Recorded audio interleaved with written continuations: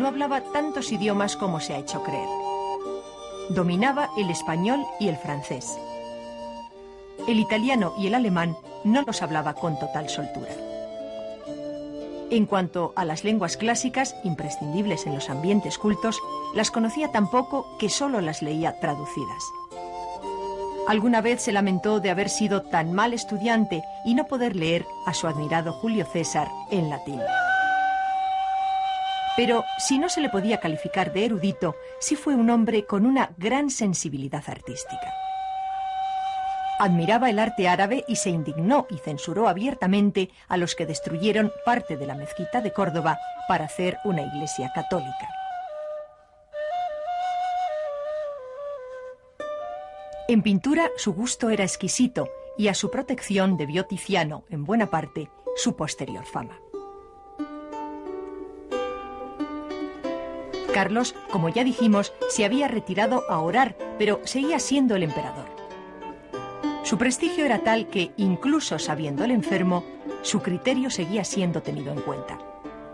Había un incesante ir y venir de correos que le tenían al tanto de todo lo que sucedía en el mundo.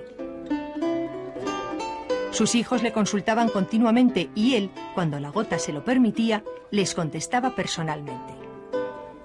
Carlos mantuvo el título de emperador hasta pocos meses antes de su muerte. Lo hizo en parte por la lentitud con la que se elegía al sucesor y en parte también para respaldar con su prestigio las decisiones de su hijo Felipe.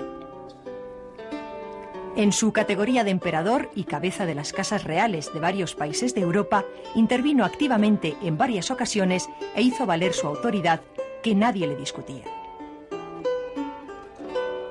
Incluso dio muy acertados consejos sobre táctica militar a su hijo Felipe, que éste no supo aprovechar.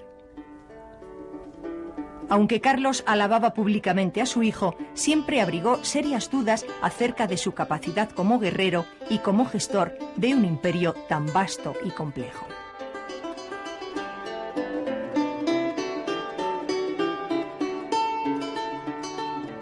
No fue su retiro un olvido del mundo. Las preocupaciones políticas le siguieron hasta su muerte y él las asumió con su proverbial sentido del deber. Y estaban también los problemas económicos. En su afán de recaudar fondos para sostener a las tropas, Carlos llegó a confiscar a los particulares los bienes que traían de América y las herencias. Para atender a sus necesidades, Carlos se quedó con muy poco personal, 51 servidores fijos, aparte de los que se contratarían interinamente entre criados, cocineros, jardineros, lavanderas, pinches, ayudantes de botica y un largo etcétera. No era demasiada gente si se tiene en cuenta que en Bruselas su personal directo eran más de 700 personas. Nada más llegar a Jarandilla, había licenciado a 8 criados y a 99 alabarderos con la orden de regresar a Flandes. Los alabarderos, antes de partir, tiraron las alabardas al suelo en señal de que fue tal la grandeza de su señor que no podrían servir a ninguno más.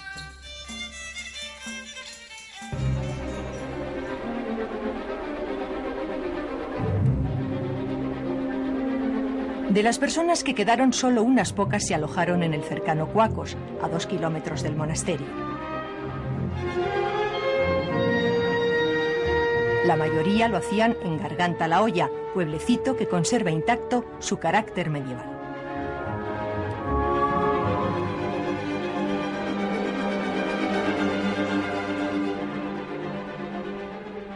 Incluso se conservan 2 burdeles que se mandaron construir para el séquito del emperador.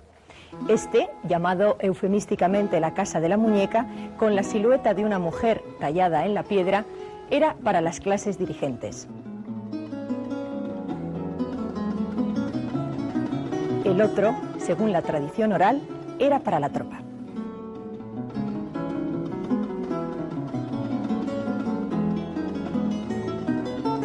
Los pueblecitos no satisfacían a los sofisticados flamencos, pese a lo cual algunos se quedaron en la zona a la muerte del emperador.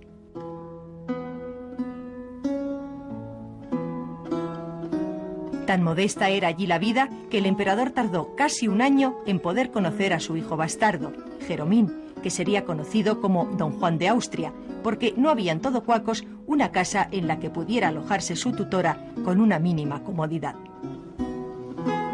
Finalmente se instalaron en esta casa que aún se conserva.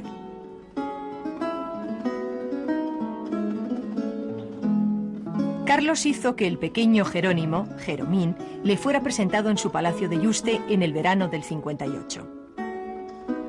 Al emperador le agradó extraordinariamente el carácter de su hijo, que entonces contaba 13 años, pero en contra de lo que se ha novelado, nunca le descubrió que era su padre. Fue su hermano, Felipe II, quien lo reconoció tras la muerte de Carlos. Mientras tanto, fue educado por el fiel Quijada, quien daba cuenta a Felipe de los progresos de su hermano sin emplear nunca su nombre, a fin de guardar el secreto. Así, por ejemplo, en una divertida carta cuenta su visita a Yuste. Partí de mi casa lo más en breve que pude con doña Magdalena y lo demás. Lo demás se convertiría años más tarde en Don Juan de Austria. Un magnífico estratega que infringiría en Lepanto una derrota a los turcos que habría colmado los mayores sueños de su padre, el emperador. Una vez más, Carlos había sabido juzgar a los hombres.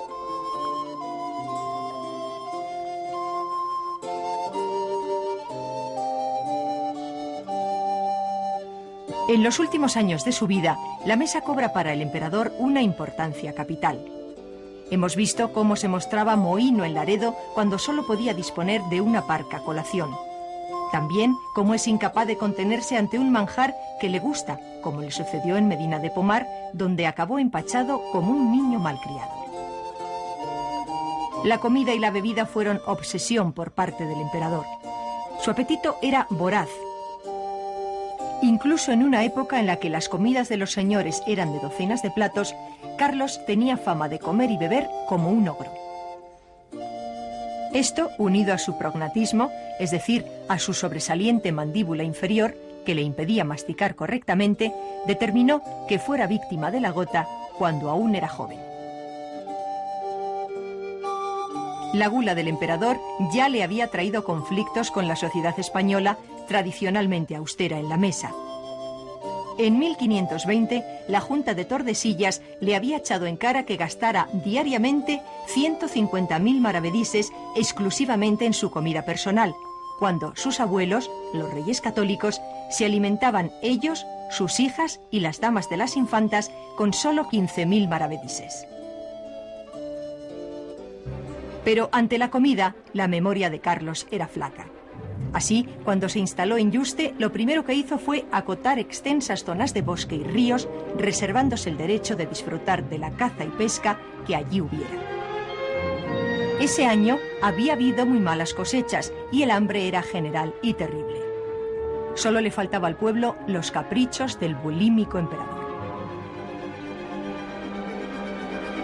Comenzó entonces un tenso tira y afloja entre el monarca y los lugareños, gente habitualmente acogedora y cordial, pero que no estaba dispuesta a dejarse morir de hambre por satisfacer la gula del viejo emperador. Burlando la vigilancia, desaparecían las truchas de los arroyos acotados e incluso le robaron las vacas y luego aducían que las encontraron vagando sueltas y las habían supuesto sin dueño. Según relata el padre Sigüenza, incluso llegaron a vender cerezas de un árbol que él había comprado para su regalo. Sigüenza resume la situación muy expresivamente. Vencieron ellos la paciencia y clemencia del César, lo que no pudieron hacer sus valientes y fuertes enemigos. Pero la ira del emperador remitió con el tiempo. En la Vera se conserva la memoria de estos sucesos y aún hoy se denomina a los habitantes de Cuacos los perdonados.